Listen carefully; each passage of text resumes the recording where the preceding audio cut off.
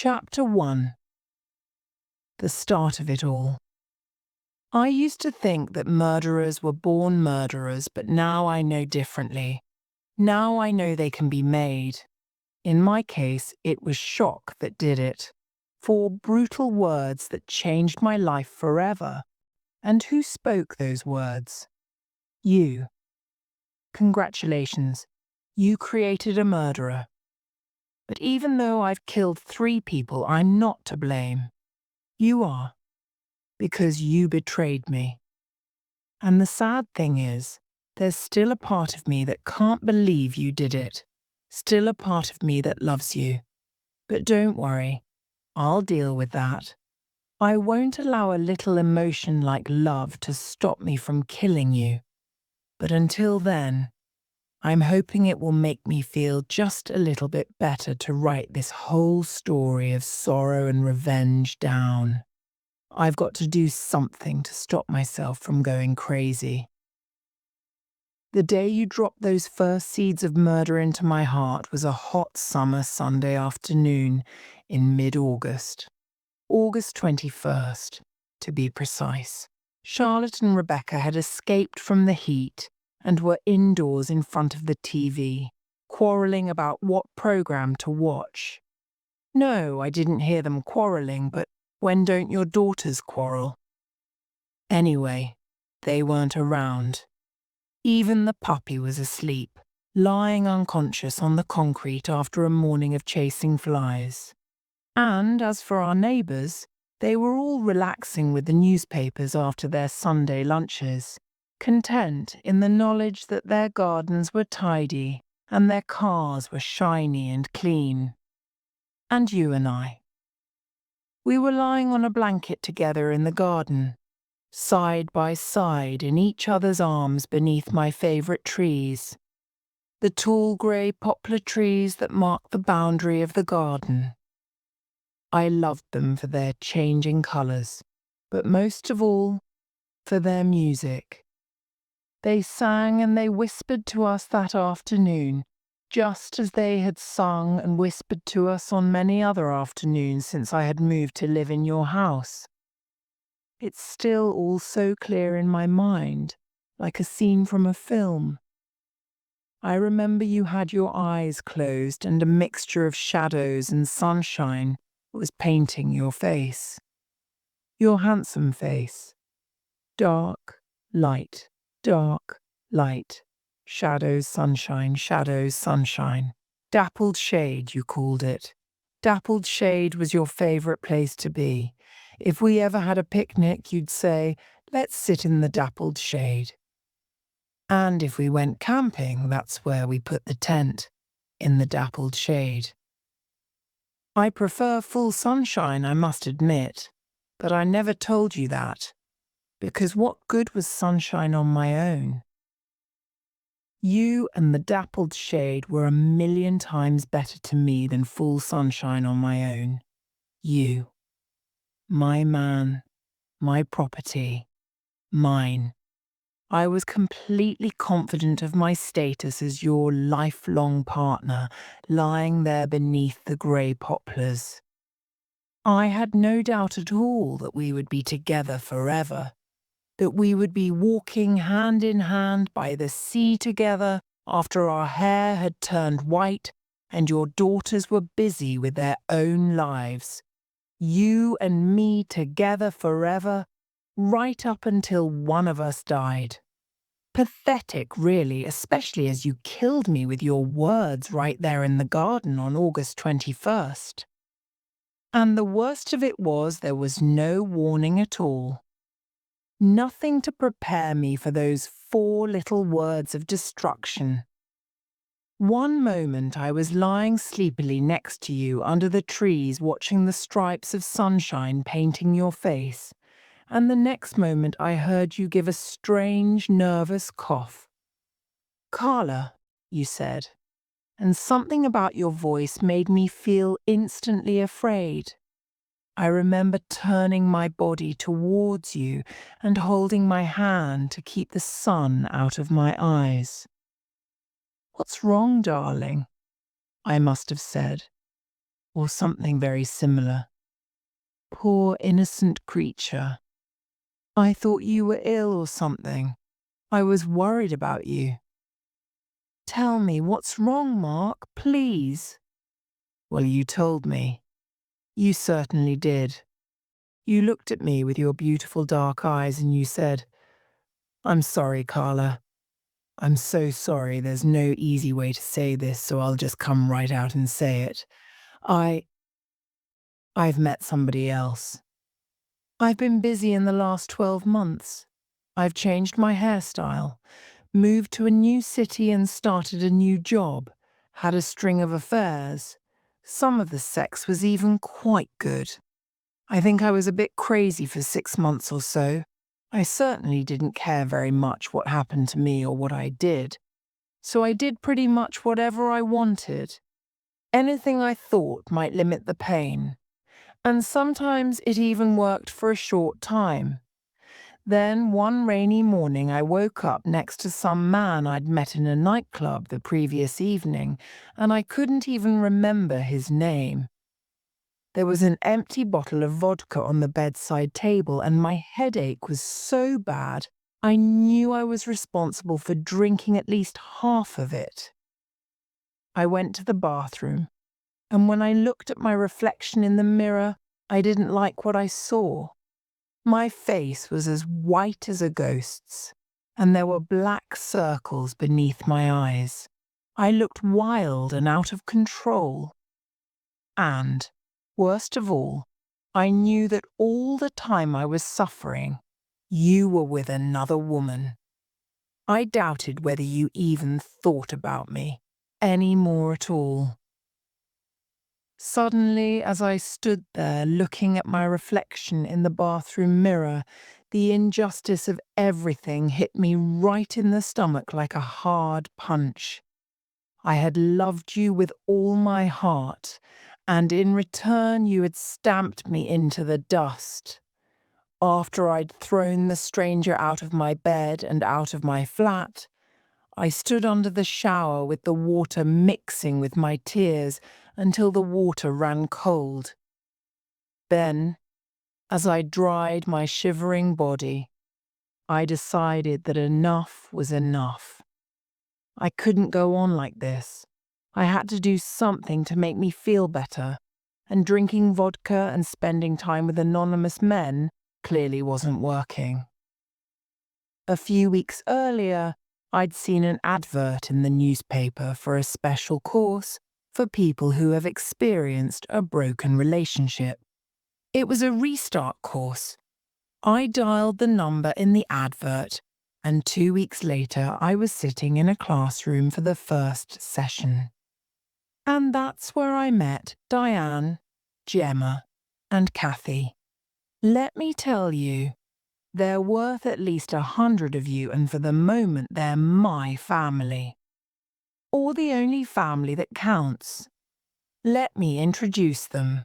First up, there's Diane, 52, brutally rejected by her husband of 25 years in an email from Cuba.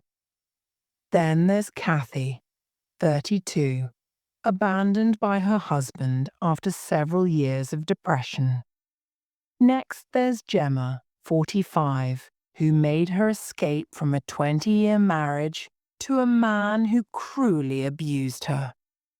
And then there's me, Carla, 35, replaced by a blonde business studies teacher you met on holiday while I was at home loyally looking after your daughters. After the weekly restart class, the girls and I always go to the pub next to the college to have a few drinks and to laugh away some of the tension, and later on we inevitably start to remember happier times. My Alec and I used to have such fun when we were first together. Got into trouble all the time. That's Diane. Long blonde hair, loud laugh. Turning heads left, right and centre even though she's old enough to be Kathy's mother. One night on our honeymoon, we decided to make love outdoors. Exciting and romantic, you know.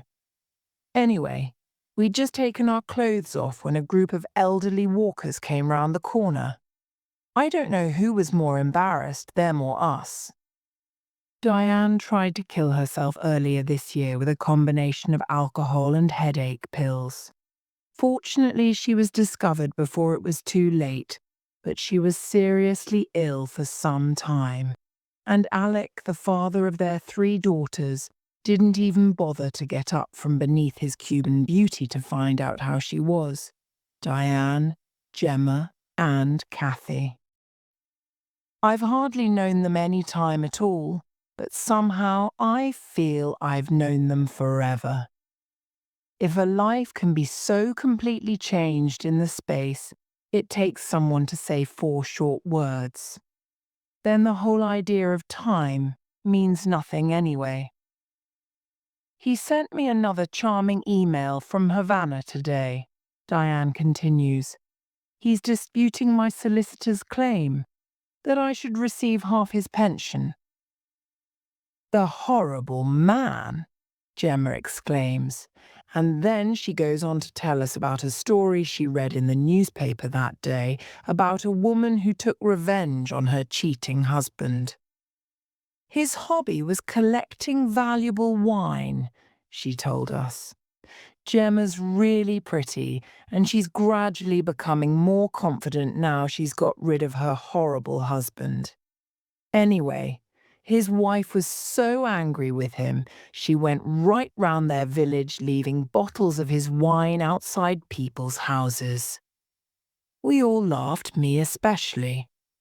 I could just imagine how satisfying it must have been for that woman, getting rid of all her husband's precious wine.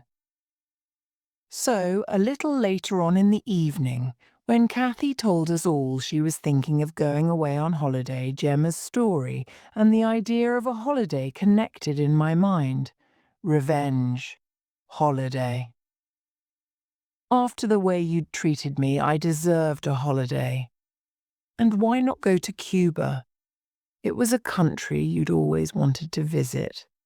If you ever found out I'd been there before you, you'd be sick with jealousy. Yes, it would be a kind of revenge in a way, to go there first.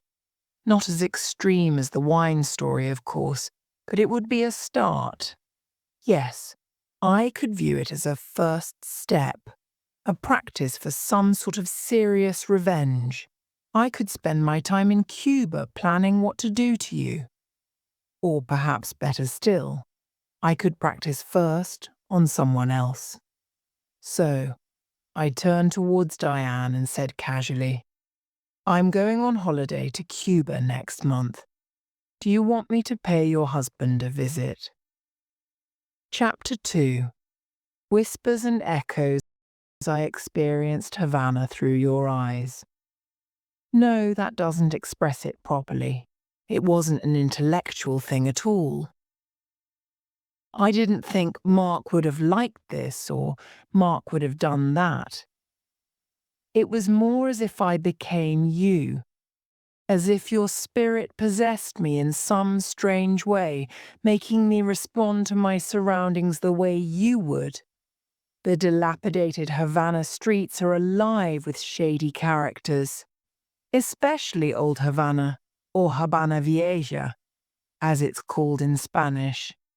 The streets of Habana Vieja are no place for a foreign woman to walk alone after dark, I can tell you, or probably even during the day for that matter.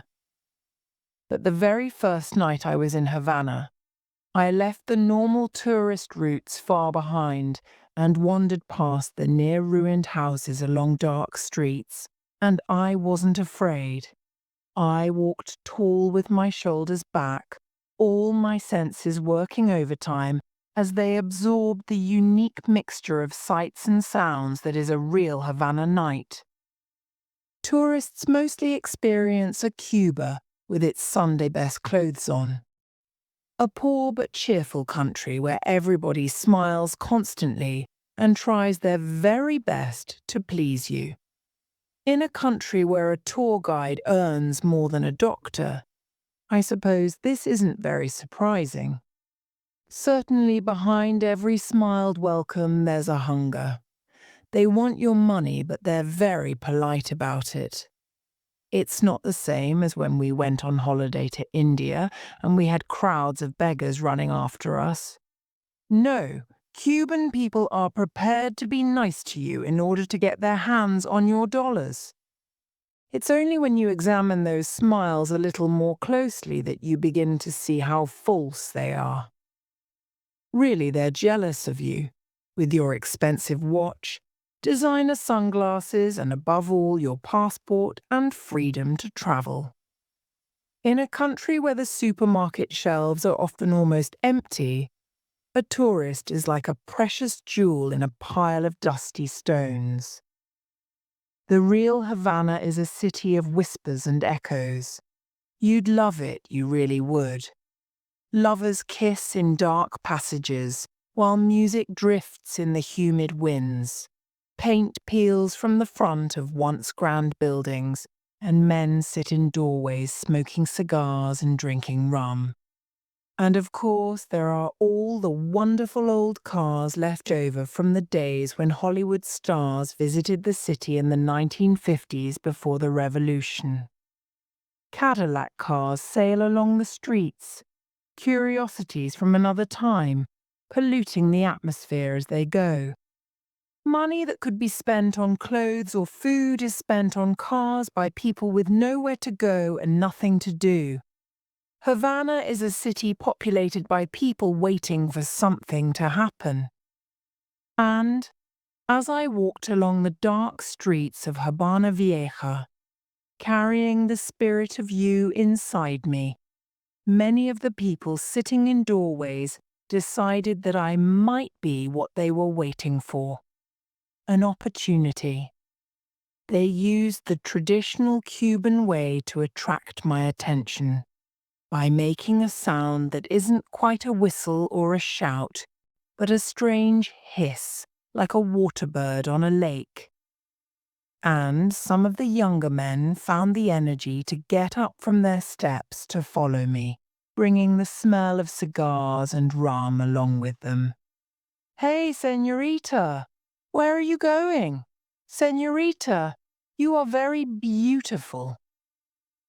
And somehow, perhaps because I was away from the regular tourist routes, their smiles seemed more genuine than usual. Was I in danger? I honestly don't know. I'm not even sure I cared very much. Oh, I suppose I didn't really want any actual harm to come to me. But since losing you, I have been very aware of how unpredictable life can be, of how at risk and vulnerable we are all the time. The dark streets of Habana Vieja just didn't seem any more or less dangerous than anywhere else, that's all. Anyway, I was alone in those unpredictable Havana streets for a reason. Alec Cartwright was renting a room somewhere near to where I was. I had his address in my pocket, written by Diane on a piece of expensive notepaper. But it would be no use going straight round there to challenge him. After all, what would I say? What would I do? No, I needed time to observe him, time to find out about his habits and his way of life. That way I could identify any weak spots which could form the basis of my revenge plans. You see, I wasn't thinking of murder then, only of some sort of simple revenge. But in order to study Alec Cartwright, I needed to find myself a base, somewhere close to where he lived. Fortunately, luck was on my side. Suddenly, in the dull light from an antique street lamp, I saw a card in the front window of a tired-looking house. The card was stained brown by age, or damp, or possibly both. Of course it was written in Spanish, but it was simple Spanish, and my command of the language was sufficient to understand it. Room to rent. Applied bar a Scorpion. I found the bar right at the end of the street. If I tell you it matched the houses around it, then you'll probably guess that the paint on the walls was faded and peeling, and that the metal sign was rusty. It certainly seemed highly unlikely that any tourists had ever passed through its doors before, but I didn't care. I walked in, and I wasn't even put off when a quick glance around the dark interior of the bar revealed territory that was strictly male. You'd have loved it, I'm sure, because it was straight out of one of those cowboy films you've got such a passion for. I don't know why, they all seem the same to me. Or at least they all start the same way. A stranger arrives in a sleepy town, gets off his horse, beats the dust from his clothes with his hat and walks into the bar. As the doors close behind him, everyone stops talking. Well, I didn't have a horse and my clothes weren't dusty, but just like in those films, all conversations stopped when I walked in. But I just gave a general smile around the room at everybody. Then I went up to the bar and ordered a beer. By the time I'd been served and had settled myself at an empty table in a corner, the conversations had started up again. I guessed that most people were probably talking about me, but I simply chose not to be concerned about it. I didn't care. It wasn't important. I suppose my desire for revenge had given me a real sense of purpose. But, looking back, I think at that moment in time, I actually felt quite relaxed. After a while, I intended to ask about the room, but there was no hurry. There was plenty of time to just sit and drink my beer. Who knew? Perhaps Alec Cartwright himself would come in for a neighbourly chat before supper. But when the doors did open a few minutes later, it was to admit a man who was the very opposite in looks to the grey-bearded 50-year-old in the photograph Diane had lent me before I left England. The man filling the doorway had skin like milk chocolate, and a smile that spread sunshine to all who received it. And it was only a matter of seconds before I was on the receiving end of some of that warming sunshine. Luis, for I soon discovered that was his name, walked straight up to my table and sat himself down in the empty seat opposite me. For a while he said absolutely nothing, just looked at me, studying every millimetre of my face. Then a glass of rum arrived, as if by magic on the table in front of him. He put his head on one side and picked the drink up. "I am a reader of faces," he stated grandly. "Do you want me to tell you what your face says to me?" "Well," I said, impressed by the standard of his English, "it appears to tell you my nationality anyway." Instantly he smiled, and I noticed there was a gap between his front teeth. "No, your guidebook told me that," he said, his eyes sparkling, and I smiled back at him, remembering that my rough guide to Cuba was sticking out of the top of my shoulder bag, which I'd hung from my chair. "You are English," he went on, still looking carefully at my face, "and you have only been in Cuba for a few days."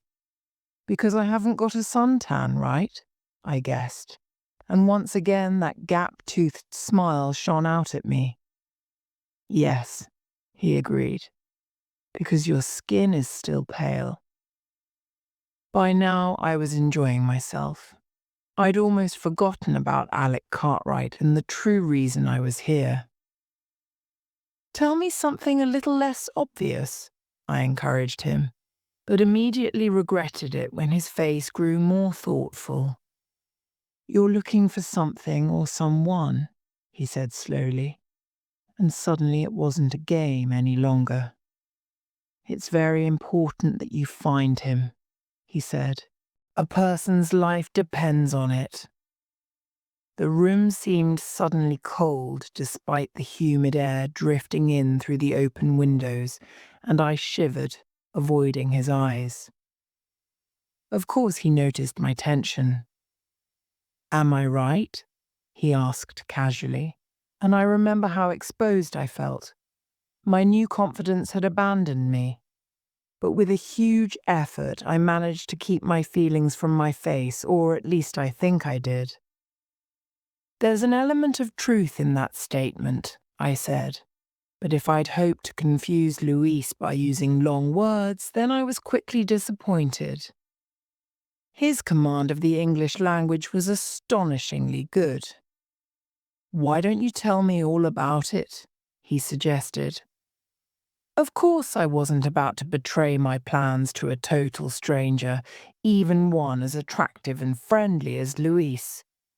Not that I had a plan beyond finding Alec Cartwright and making him sweat.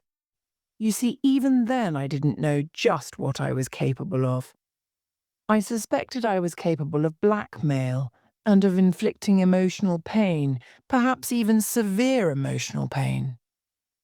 But I had no suspicion of that potential for violence living just beneath my skin.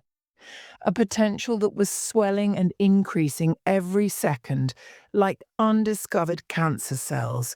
"I'm here to do a favor for a friend," I said. "She wants me to find a missing reptile." For the first time, Luis's mind didn't quite connect with the meaning of my words. "Has your friend lost a snake in Havana?" he asked, and I laughed out loud. Luis looked slightly offended, so I quickly apologized. "Actually," I said, "you're almost right. She's lost her husband, and I gather he is something of a snake." "I see," Luis said. "And what is his name, this snake husband of your friend?" "Alec," I told him. "Alec Cartwright." And then suddenly it was Luis's turn to laugh. "What?" I asked him, curious. "What's so amusing?" "Alec Cartwright is my neighbor," he explained finally.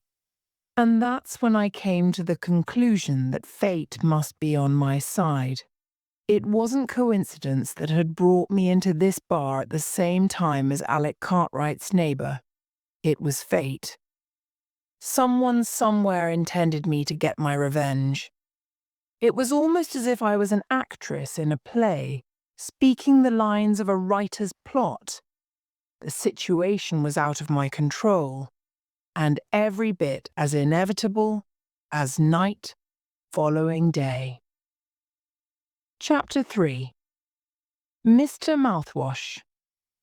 I bought Luis another drink. "Tell me about Alec Cartwright," I said. Luis looked at me, and suddenly his expression was very Cuban. There was a sort of measuring look on his face, and I could almost see his mind thinking, "What's in this for me? How can I turn this situation to my advantage?" Then he asked me casually, "What is it that you want to know?" "Everything there is to know," I replied, equally casual.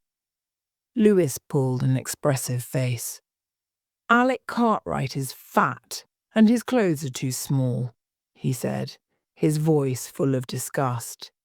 "His big white belly hangs over his trousers, and his neck is purple and tired like the neck of a turkey. The man is ugly. Ugly." He almost spat the word at me across the table. "But worst of all," he went on, "are his eyes. Alec Cartwright has small, suspicious eyes, and he never looks into your face when he speaks to you." He paused then, I think to give his last words emphasis. I would not trust a man like that if he and I were the only two men left alive on this planet. I hadn't been impressed when Diane had first shown me that photograph, I have to admit, but the picture Luis was painting was even more unappealing. It was certainly difficult to imagine that this was the same man who had made love to Diane outdoors on their honeymoon. In fact, the very idea made me shiver. I'd put the photograph Diane had lent me inside my rough guide to Cuba to keep it safe. Now I took it out and showed it to Luis. "Is this the same man?" I asked him. He took the photograph from me and immediately nodded. "Yes," he said, his face screwed up with disgust. "That's him. He is older than that, and uglier. But it's him." He returned the photograph to me, and I replaced it inside my book, thoughtfully. Maybe Alec Cartwright had changed considerably with age. Maybe it's just something that's inevitable, something that happens to everybody, even you. Maybe if you lived to the age of 50, your muscles wouldn't be firm any longer. Perhaps you'd be fat too, and bald. But as it is, none of that is going to happen. You'll die a handsome man. I'm doing you a favor, really. Anyway, back in that Havana bar, Luis was continuing with his story about Alec Cartwright. It was around 11 o'clock in the evening by then, and the room was full of chat and cigar smoke. But somehow, although we were surrounded by people, I was only really aware of Luis. It was almost the same as the effect you had on me when we first met at that party. However, despite all these things, Luis was saying, I wasn't surprised when Alec managed to get a Cuban girlfriend. The man wears dull clothes, it is true. He does not look like a rich man. And he lives here in these streets, instead of in an expensive tourist hotel. But he travels around the city in taxis, and he sits in bars drinking cocktails. No, I was not surprised about his girlfriend. But I am surprised when you sit here and you tell me that he has a wife in England who is concerned about him. Louis shook his head in disbelief. The man is an animal with the habits of an animal, he said. Every day he rises at 5 in the morning. Every day at 5 in the morning he uses his bathroom. And you understand the pipes in these houses are very old. When somebody uses the water, the pipes they knock and bang about like builders on a building site. My work is mostly at night, and for this reason I normally go to bed 1 hour before Alec Cartwright gets up. And as soon as I go to sleep, those pipes, they wake me up again. And after I'm awake, I lie in bed, and I have to listen to him in his bathroom. Every day he uses a mouthwash. And every day I lie there and I have to listen to that mouthwash bubbling around in his throat. How is it possible for someone to make so much noise with a mouthwash? Can you tell me that? I tell you, it is the sound of the devil. Luis's voice was very loud by now, and I became aware that people were looking in our direction. All other conversations in the bar had stopped, and Luis hadn't finished yet. Every day I wish for Alec Cartwright to move away, to pack his tight, dusty clothes into his suitcase with his mouthwash and disappear. At that, Luis picked up his glass and drank the rest of his rum in one swallow, his handsome face looking dangerous. I wondered what work took him away regularly at night, and I wondered too what he would do to anyone who really annoyed him when just the thought of Alec Cartwright's mouthwash could make him look so fierce. Then the next moment, he was smiling at me and the tension was lifting from his face. You know, Carla, he said, these old Havana buildings, they are full of insects. We Cubans learn to ignore them most of the time. They are familiar to us, you understand, a part of our environment and our day-to-day lives.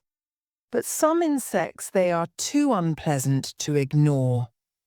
Alec Cartwright is such an insect. the worst type of ugly, stinging insect. And if you say to me that you want to persuade him it is a good idea to return to England, to the arms of your friend, then I will do anything in my power to assist you. In fact, it would be my very great pleasure. And that's how I ended up staying in Luis's apartment as his guest. And no, I don't suppose I would have accepted his invitation if he hadn't been a young, attractive man. But he was attractive, very attractive, and charming. Interesting, too. We sat together on his sofa and talked about everything. England, Cuba, politics, art. I even told him about you. I think he placed you in the same category as Alec Cartwright, an insect. Haha. And yes, we kissed. Of course. As I said, Luis was a very attractive and charming man. But then, before things could go any further, there was a loud noise from next door. Alec Cartwright, Luis announced crossly, moving away from me slightly. He has returned, and now he makes preparations for bed. Is that really the pipes making all that noise? I asked, and Luis nodded. Yes, indeed, that is the pipes. But you are fortunate. He does not use the mouthwash at night. Soon after that, Luis changed into black trousers and a black shirt and left for work, telling me to make myself at home in his apartment. Alone, I looked around properly for the first time. There was nothing expensive in the apartment, but it definitely had style. Unfortunately, however, nothing could disguise the smell of the damp coming from the walls, and later, when I climbed into his bed, the sheets felt chilly. Not surprisingly, I couldn't get to sleep straight away. The pillows held the smell of Luis's aftershave. It was a nice smell, sexy like Luis. But somehow it made me think about you, about your smell. The bare skin of your shoulder beneath my cheek as you held me in your arms after lovemaking. The smooth, soft place behind your ears. The warm hollow of your throat. Gemma has a theory about smell. She thinks it's the basis of what makes you fall in love with somebody. That if someone doesn't smell right for you, then you'll never fall in love with them. She's probably right. Anyway, lying in Luis's bed, surrounded by Luis's smell, I thought about you and I felt more sad and alone than I had for weeks. But I refused to allow myself to cry. Since the split, I'd cried enough tears for a lifetime. Enough tears to know that crying changes nothing. You and your special smell were gone from me forever, and I just had to accept that and deal with it. Which was precisely why I was here in Havana, to deal with it. Or rather to practice dealing with it, because by the time I'd found ways to get revenge for Diane, and then Gemma and Kathy, I would be an expert. And then I would be ready to take my revenge on you. After that alarming noise from the pipes, there were no more sounds from Alec Cartwright's apartment, and I finally drifted off to sleep. I didn't even wake up properly when Luis came back from work, but when the pipes started up again, I found myself lying in Luis's arms, with his face pressed into my hair and his chest against my back. And when Luis swore in Spanish, I could feel the movement of his lips. I shivered, and Luis pulled me closer to him, wrapping his arms around me from behind. It felt comforting somehow, and despite the sound of the pipes, I found myself slipping into a light sleep. But I woke up again immediately when Alec Cartwright started to use his mouthwash, And it wasn't only because Luis gave a groan of despair. It really was a ridiculously loud noise for an activity taking place on the other side of the wall. A detailed sort of noise somehow. Certainly, it was possible to imagine the liquid of the mouthwash moving around every one of Alec Cartwright's yellow teeth. I didn't know then that his teeth were yellow, of course, but it seemed inevitable, considering the lack of care he appeared to take with the rest of his body. Luis sat upright in bed, swearing loudly in Spanish. Then he threw a book at the wall. It landed face down on the floor, and I noticed it was my rough guide to Cuba. Alec Cartwright's photograph came to rest on the carpet next to Luis's black leather shoes, and the face in the photograph seemed to stare back at us stubbornly. I'll use my mouthwash when I want to, and for as long as I want to, it seemed to say. Are the walls in these buildings thin? I asked Luis, when at last the sounds from next door had stopped, and he ran an annoyed hand through his black hair, swinging his long legs out of the bed. No, he said, they are not thin. But all the buildings in Havana are full of cracks and holes. Perhaps the sound travels through these holes, or through the pipes. I don't know, it is just another mystery of this city. I will make us some coffee. He put on a black dressing gown and went into the kitchen, and soon the delicious smell of strong coffee reached my nostrils. According to my watch, it was only 5:30 in the morning, but I doubted whether I would get back to sleep again. There was too much to think about. Luis, for example. What had he been doing for half the night? Here, he said, handing me a steaming mug of coffee, and as he leant across the bed to give it to me, his dressing gown fell open, revealing a long scar down the length of his chest. He saw me looking at it. I used to be a bad boy, he told me. Aren't you a bad boy anymore? I asked. He drank some of his coffee. No, not anymore, he said and smiled. Well, not often anyway. Bad boy or not, I knew I had nothing to fear from Luis. In fact, I felt very safe as I sat in bed drinking coffee with him. Safe and protected. So, what has your friend told you about her husband? Luis asked. He's a doctor, I told him. He's a doctor and he's here to do a piece of research into why your medical services are so good when your country is so... I broke off, realizing just in time that what I'd been about to say was hardly tactful. But Luis supplied the missing word from my sentence anyway. Poor, he said. It's okay. You can say it. I will not be offended. Cuba is poor. I was embarrassed. Yes, well, apparently he was only supposed to be here for 6 months, but his contract was extended. Perhaps the doctor is taking his time with his research, Luis suggested. You mean on purpose? He nodded.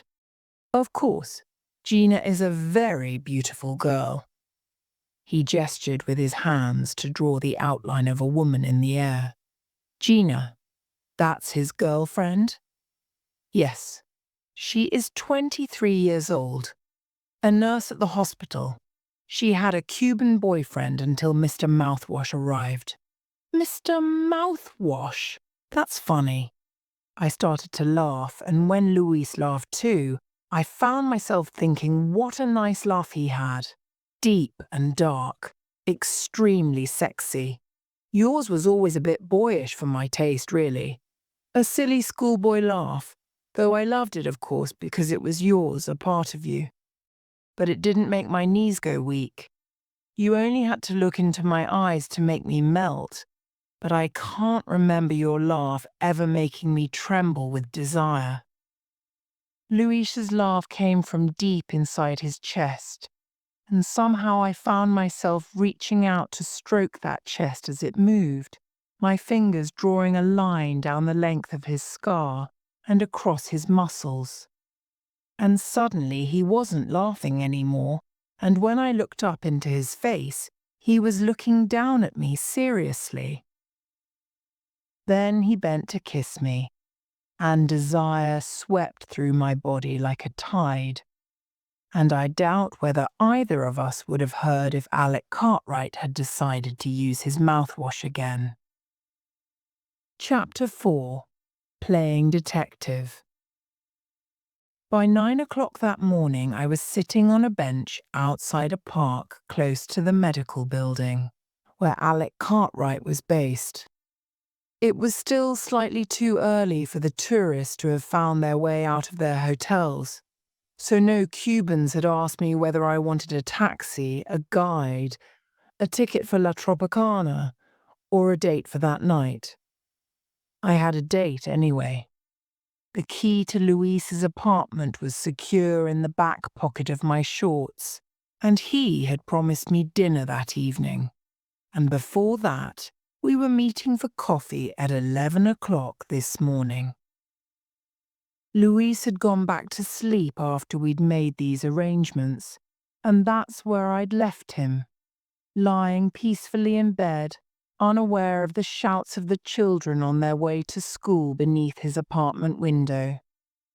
By the way, there's an enthusiasm about children in Cuba. They don't drag their feet and quarrel with each other all the way to school, the way your daughters do. And they certainly don't get a lift to school and back. Anyway, back to Luis. I'd spent enough time with him by then to realize that he was a complex man, one moment relaxed and smiling, the next tense and angry. He was unpredictable and possibly even slightly dangerous when there was a need for him to be. I doubted whether anyone really knew him. He was the type to always keep a part of himself hidden, perhaps even from himself. Time spent in his company certainly wouldn't be boring, and I was confident we could stay on good terms for as long as my business with Alec Cartwright took. I yawned and stretched, keeping my eyes fixed on the plain grey medical building on the other side of the road. The musical song of a tocororo bird reached my ears from the small park behind my seat. Brightly coloured Cadillacs smoked past every now and then on the road in front of me. A bicycle taxi. A red, white and blue flash of colour as the tocororo flew away. A group of young Cuban women passed by dressed in tight t-shirts and short skirts and carrying shopping bags. I smiled at them, and they smiled back before walking on, chatting to each other in voices every bit as musical as the song of the tocoroko bird.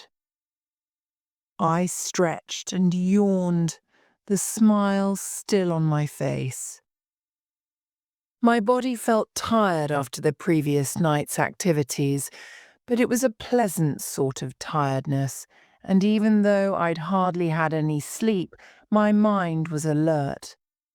Which was just as well, because at that moment a taxi pulled up outside the medical building, and a man got out. Grey hair, small beard, tight white shirt stretched over a huge belly. It could only be Alec Cartwright. Then I realized that he wasn't alone. Someone else was getting out of the taxi. A young Cuban woman in a nurse's uniform. She could only be Gina. Luis had been right. She was beautiful and young. The taxi drove away and the couple stood and kissed each other right there on the pavement. It wasn't a quick kiss either. No, this kiss was deep and passionate, the kiss of lovers who regret the time apart that work makes necessary. Finally, they broke apart. They spoke a few words to each other, before Alec gave the girl a final squeeze and went into the grey building. Gina waited until he had completely disappeared from sight, then walked quickly off up the street. I guessed Alec Cartwright would be working inside until at least lunchtime, so I got off my bench, deciding to follow Gina. I wanted to find out more about the girl he had abandoned Diane for. She had a good figure, at least what I could see of it from behind. Her legs were long and her waist was tiny, and she walked with a sort of confident rhythm, swinging her hips.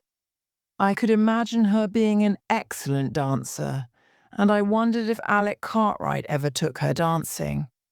It seemed unlikely. Up ahead, I saw a sign for the hospital. That's why she's hurrying, I thought. She's late for work. But then, to my surprise, she'd turned down a narrow side street to the right, away from the hospital. I followed her, keeping my distance, and found myself in a dark street of tall old apartment buildings. It took a while for my eyes to adjust, but I thought I saw the girl look at her watch, and then her pace increased again. She was obviously late for something, but if it wasn't work, then what was it? I soon found out. Just as I was starting to think I might lose her, she stopped suddenly to knock on a door. Instantly, I slowed down, taking my guidebook out of my bag to make myself look like a tourist. But I needn't have bothered. Gina was knocking on the door again and looking up towards a rusty metal balcony on the 3rd floor. Far from noticing me, she wasn't even aware that I existed. "Carlos!" I heard her shout, and by then I was near enough to get a good look at her face, framed as it was by her curly black hair. It was lovely. Young and fresh, with a beautiful bone structure and dark eyes. The only thing that spoiled it slightly was her anxious expression, but this disappeared as soon as the window behind the balcony opened and a dark male head looked out. "Carlos!" Gina smiled immediately, and the man smiled back. "Gina, mi amor." He called sweetly and threw down a key to her. Gina waved up at him, giving a laugh which made her sound like one of the excited schoolchildren I'd heard earlier that day. Then she picked the key up from the dusty road and used it to let herself into the apartment building and the arms of her waiting lover. For it was perfectly obvious to me that Carlos was her lover, and not a friend or a brother. Well, I thought, Alec's got a rival. Well, well, well. There were no convenient cafes in the dark street, and I didn't particularly fancy waiting in one of the doorways until Gina had finished with Carlos. I would only draw attention to myself if I did. Anyway, it was almost 10 o'clock, and I was meeting Luis at 11. So I walked slowly back the way I'd come, the picture of Gina's lovely face turned up towards the window fixed in my mind. Diane's an attractive woman too, believe me.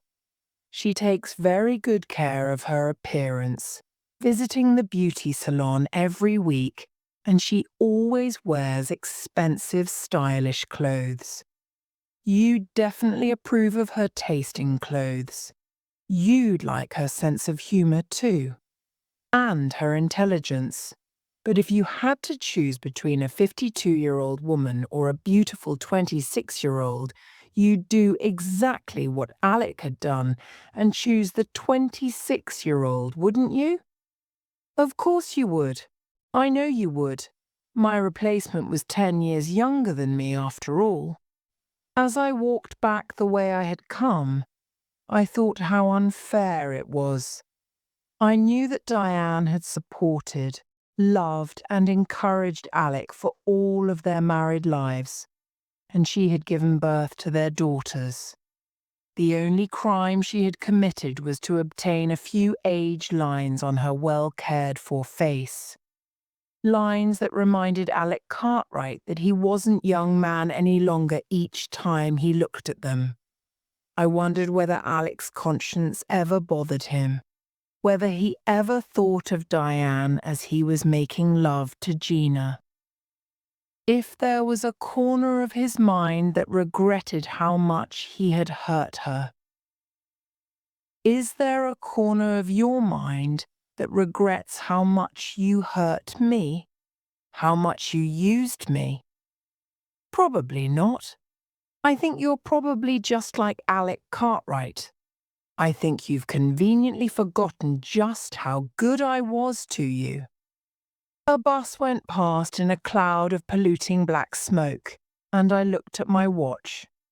It was still a little too early to meet Luis, but I decided to head for the cafe we were to meet in anyway, in case it took me a while to find it. So I got out my map and set off on foot, doing my best to absorb myself in the grand but faded architecture of the buildings I was passing. My bitterness and anger was going to come in useful later on when I was serving up revenge, but I didn't want it to spoil my entire visit to Cuba. In the end, I found the cafe quite easily, so I ordered a coffee and settled down with my guidebook.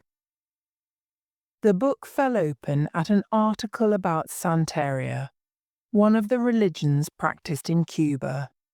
It's related to African religions, and it involves things like sacrificing chickens to keep the gods happy. People who follow the religion dress all in white, and I'd seen a few of them around Havana. As I read the article, it reminded me of black magic, and in particular the practice of making an image of your enemy for the purposes of revenge. A doll or effigy. Very interesting.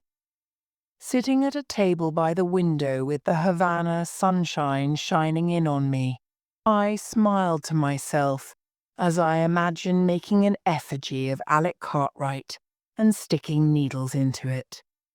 Or better still, making an image of you and sticking needles into it.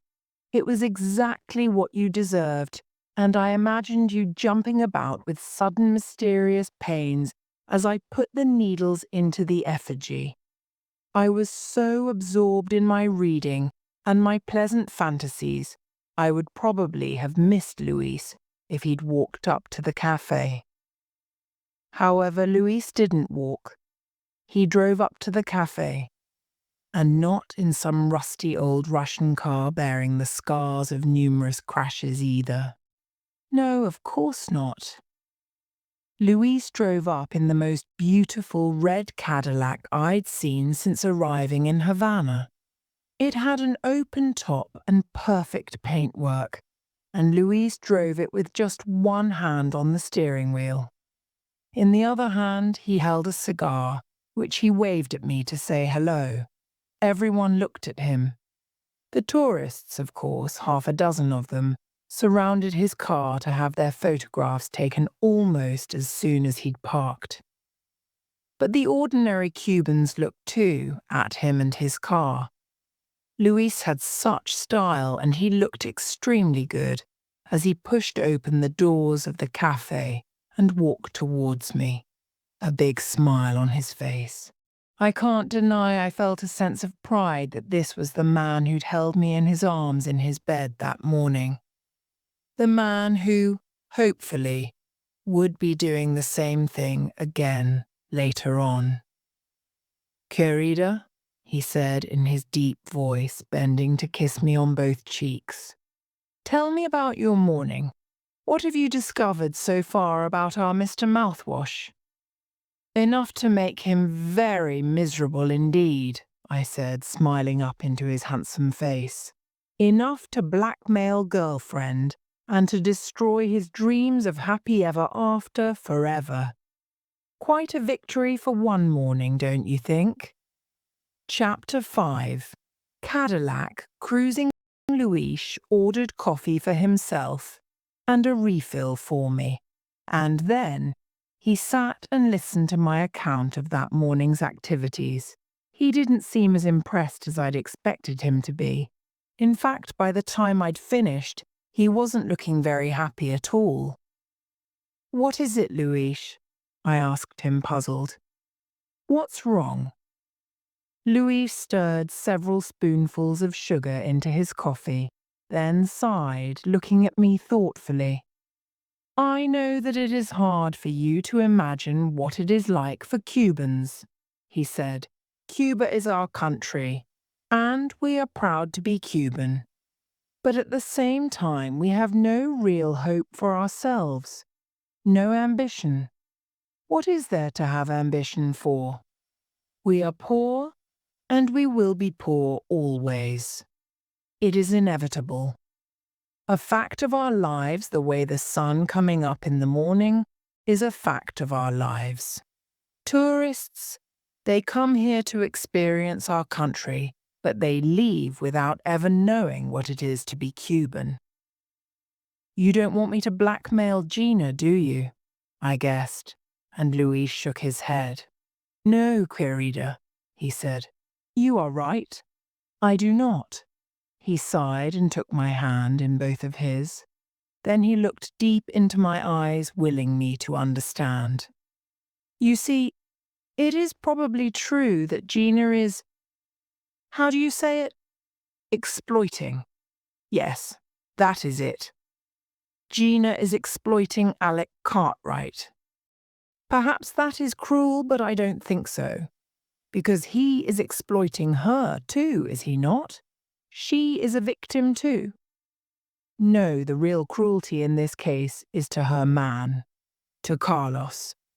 And to Gina herself, of course, because it is not right that she feels she has to be the pet of Alec Cartwright when all that she truly wants is to live with Carlos and to have many babies with him."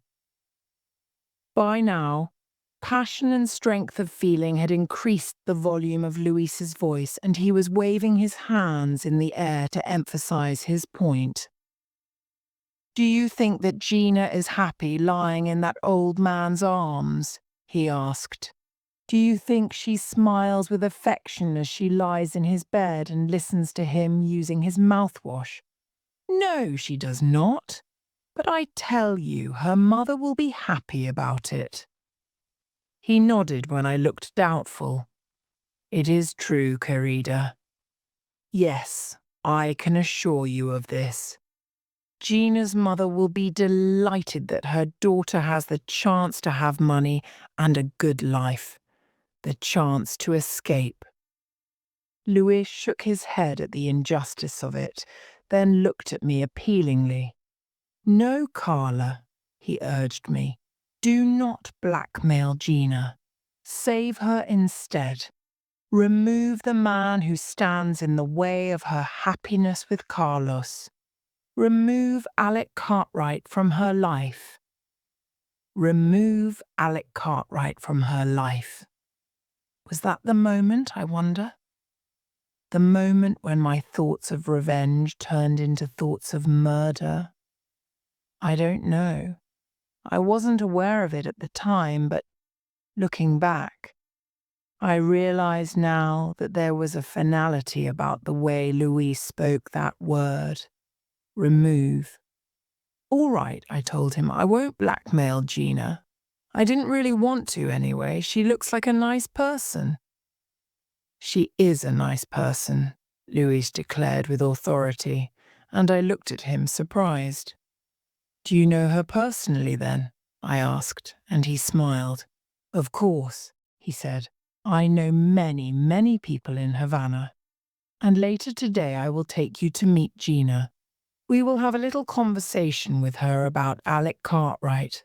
But before that, finish your coffee. We will go for a drive." He paused, looking at me. "That is," he asked, "if you wish it?" I glanced out of the window at the beautiful red car, and then I turned back to grin at him.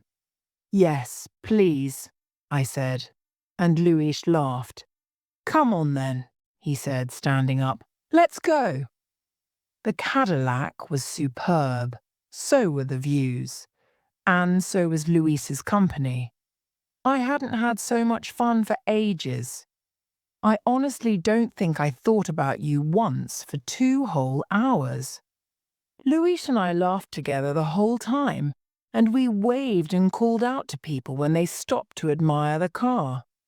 And whenever we had to stop at traffic lights, we kissed. It was impossible to believe that I had known Luis for less than 24 hours.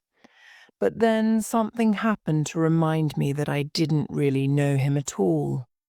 He stopped the car by the Malecon sea wall and got out, glancing at me only briefly.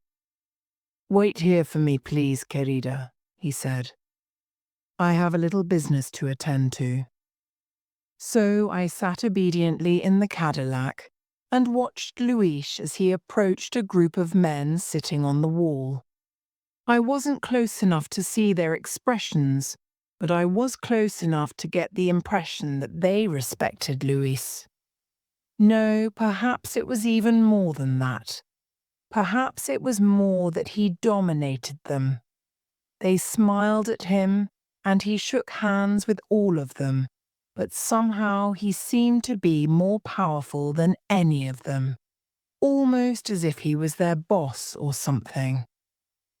Then, as I watched, I saw 2 of the men give him something, though I couldn't see what it was. If I had to guess, I'd say that it was money, changing hands. Why, I didn't know. And perhaps I didn't want to know. Perhaps I suspected that Luis's business with the men was something illegal. But anyway, when Luis returned, even though his smile was the same as ever, things seemed different between us somehow. He was the same Luis, and yet he was changed for me. Perhaps because I now suspected he was some kind of criminal. He seemed to guess something of what I was thinking, but he didn't offer me any explanations. Instead, he just smiled that charming smile of his and patted my knee. "Come," he said. "Let us find Gina and have our conversation with her." I nodded. "Yes," I said. "Let's." It was time to remember my reason for being in Havana. Time to get down to business. Luis drove back into Havana Vieja, and I soon recognized the dark street where Gina had gone to meet Carlos. We didn't need to knock on the door, however, because as soon as the Cadillac pulled up outside the house, both Carlos and Gina looked down into the street from the rusty balcony. "Luis?" Carlos called down, and I smiled at Luis for probably the first time since leaving the Malecon seawall. "Is there anyone you don't know in Havana?" I asked him, and he grinned at me. "There are still 1 or 2 people who are strangers to me," he said, and then he directed his attention to the rusty balcony, speaking quickly in Spanish. There was no hope of me understanding, but it wasn't important. What was important was that 5 minutes later, Gina was at ground level, kissing Carlos goodbye. Then she climbed into the back of the car and we drove away. "I have to start work at the hospital in 1 hour," she said in Spanish. And I looked at her reflection curiously in the mirror, trying to decide whether she was anxious or not. But her pretty features were expressionless, and I decided that either she had no idea as yet who I was and what this was about, or that she was simply resigned to her fate. Luis stopped the car a few blocks away and looked at me. "Okay," he said. "You have half an hour to convince her that she is making a mistake. You can speak in English. She will understand if you keep it simple. I will stand over there in case you need me to translate." And with that, he got out of the car and leant against a wall to smoke a cigar. I got out of the car myself and climbed into the back with Gina. She moved over a little to give me space, staring down at her hands to avoid looking at me. "Gina," I asked, "do you know who I am?" She looked up and spoke clearly. "Yes, I know," she said, meeting my eyes. "You are the friend of Alec's ex-wife." I shook my head. "No," I said slowly. "I'm not. I'm the friend of his wife. Alec isn't divorced, Gina.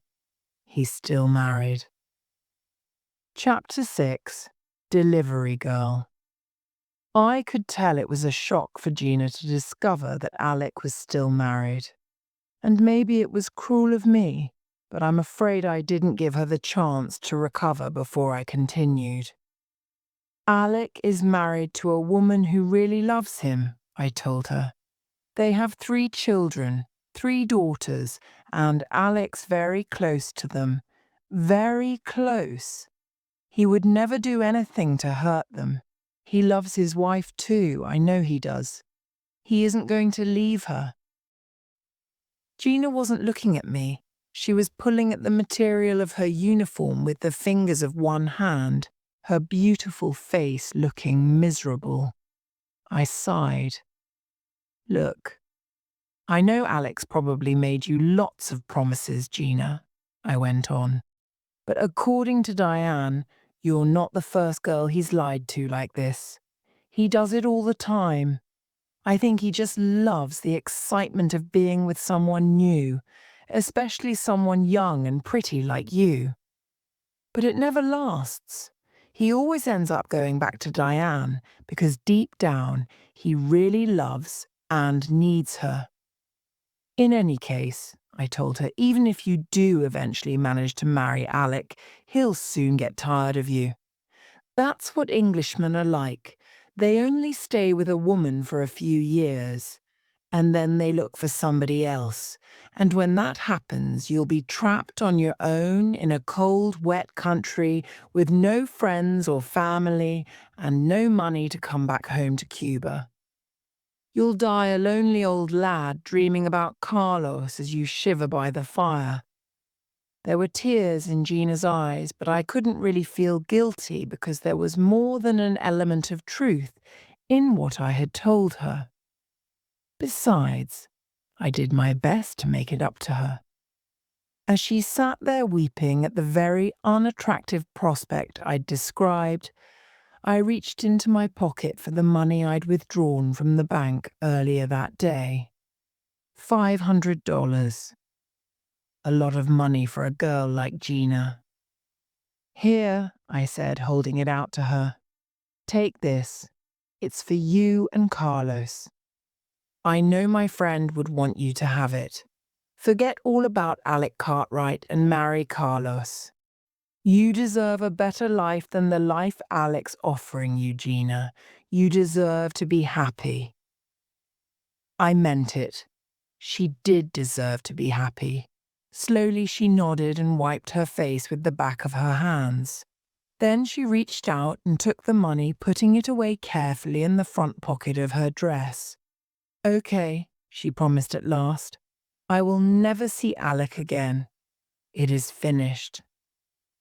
I tell you, I could hardly believe how easy it had been to convince her. I was relieved, though, and very, very pleased.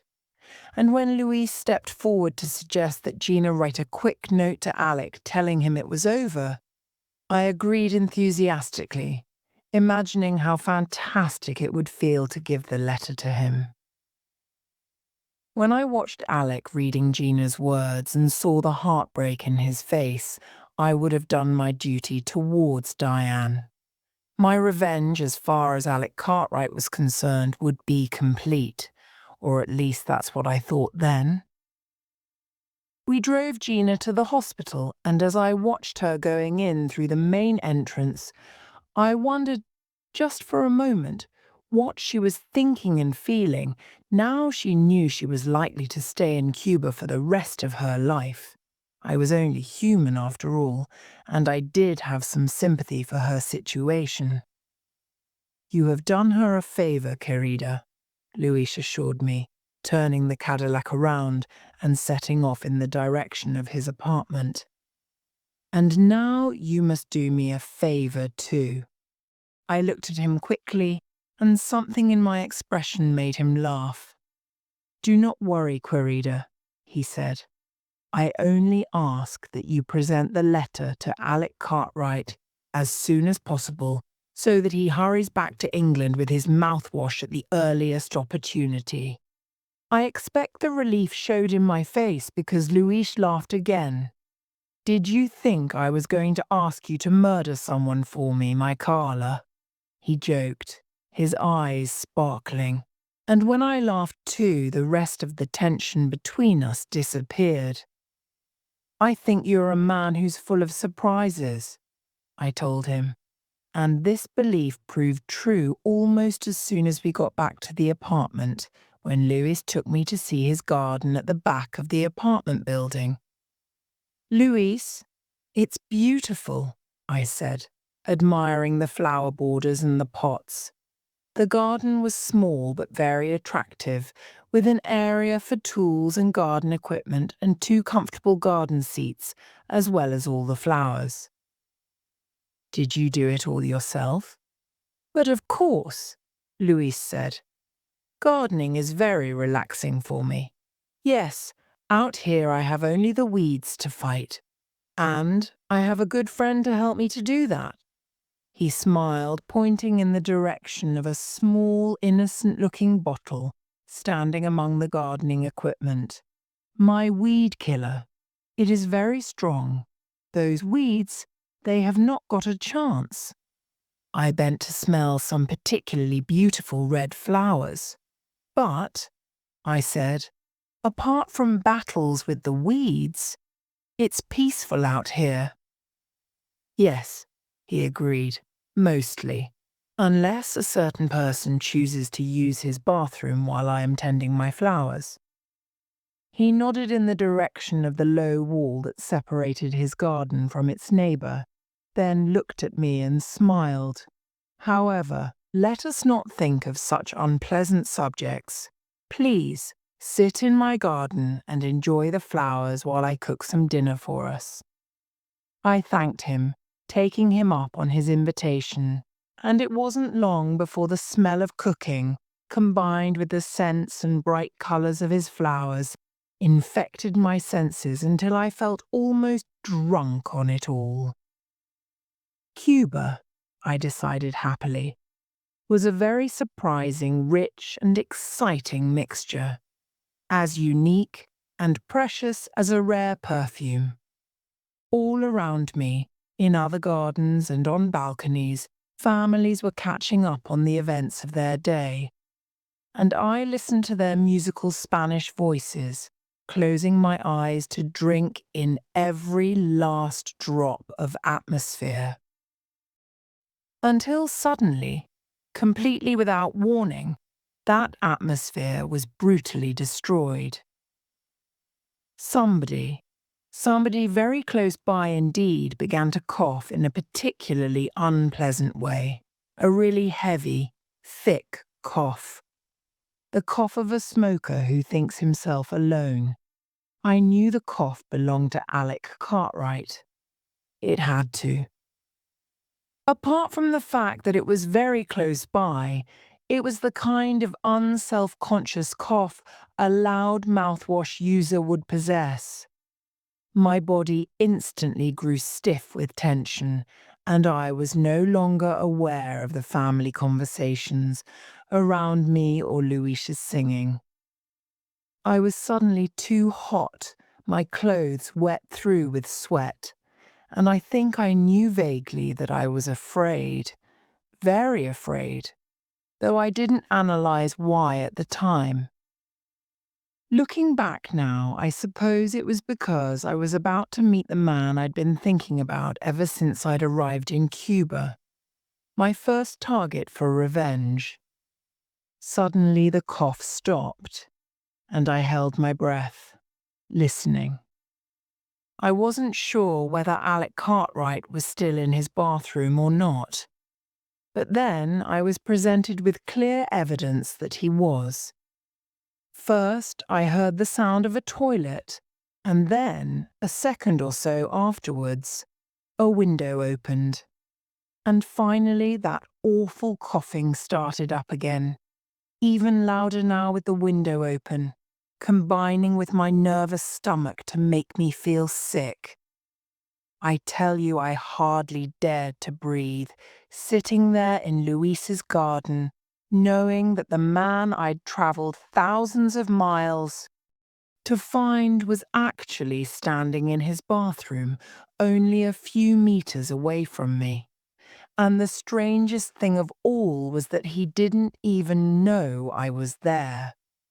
Not only that, but he was totally unaware of my existence and the role I was about to play in his life.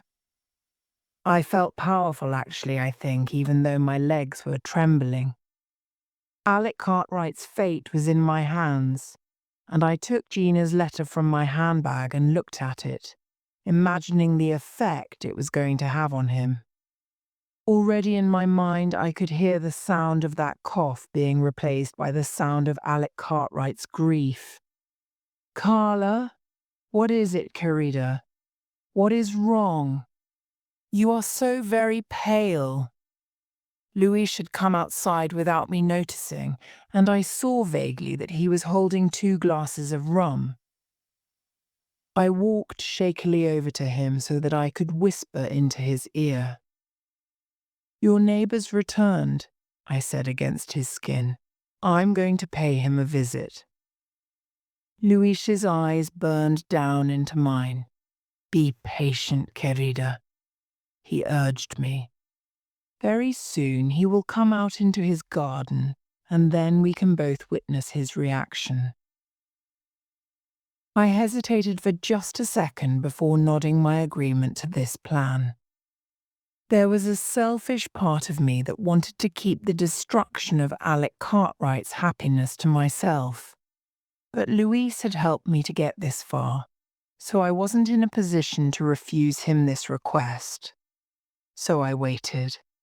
And just as Luis had predicted, a few minutes later my patience was rewarded by the sound of a door opening and footsteps bringing that cough outside. And then, finally, I got my first close-up view of Alec Cartwright. Mr. Mouthwash. He looked smaller somehow on his own, without the beautiful Gina in his arms and the important medical building behind him. He just seemed like an ordinary overweight, middle-aged man with an unattractive beard and a cough. Harmless, really, and for a second or two I think I hesitated, perhaps doubting whether I should give him Gina's letter at all. But fortunately, Luis touched me with his elbow, bringing me back to my senses. "Excuse me," I said nervously over the wall, moving towards him, and Alec Cartwright immediately looked round, surprised to hear an English voice. "Yes?"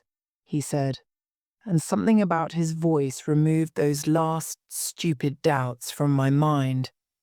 Yes is a very small word, it's true, but even so, Alec Cartwright managed to say it in a way which reminded me that he was an unpleasant man, a very unpleasant man, a man who had treated my good friend Diane like dirt.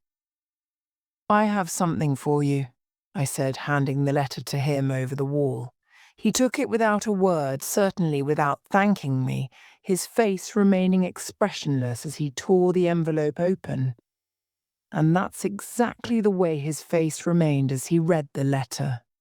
Expressionless. It also describes the sound of his voice when he spoke to Luis after he'd finished the letter. Expressionless. "Women," he said calmly, in a man-to-man kind of voice. "They always make the mistake of thinking they can't be replaced when, in actual fact, the very reverse is the case." He looked down at the letter again, speaking to it as if it were Gina. "My dear," he said, Your departure is an inconvenience, I assure you, and not the tragedy you so fondly seem to imagine it is." And then he laughed. And if I hadn't hated him before, believe me, I hated him at that moment with the darkest, blackest hatred it is possible to feel. "Yes," he said, smiling at Luis over the wall. "Women, eh?" And then he folded the letter up, put it into his top pocket, and disappeared back inside. "I think you should sit down, Carla." It was only when Luis spoke to me that I realized I was feeling dizzy, that I was shaking from head to foot with a combination of anger, hatred, and disappointment.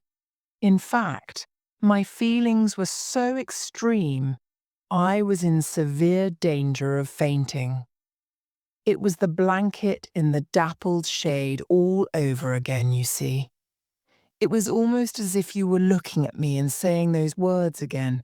"I'm sorry, Carla, I'm so sorry. There's no easy way to say this, so I'll just come right out and say it. I've met somebody else." My failure to make Alec Cartwright suffer was like being rejected all over again. I felt a glass being pressed against my lips, and when I opened my mouth obediently, the strong taste of rum filled my mouth. I swallowed automatically, and the strong liquid travelled down my throat and into my stomach, returning a little colour to my face. Luis's arms were around me and his kindness made me want to cry, but I refused to give in to tears. I wanted to hold on to my anger instead. Perhaps somewhere deep inside, I knew I would need it to give me strength for what I had to do next. Luis and I talked for a while, or rather Luis talked to me. I've no idea what about. I expect he tried to tell me that we'd be able to find another way to deal with Alec, I don't know. Anyway, I eventually managed to convince him I'd be okay on my own, so he went back indoors to finish cooking our meal, only coming out again briefly to let me know that he'd seen Alec go out. He was wearing a suit, he told me, so perhaps he has gone to find himself a new girlfriend. I nodded, but actually I wasn't interested in why Alec had gone out. I was only interested in the fact that he had, and that this meant that his apartment was now empty, and I hadn't heard him lock his back door.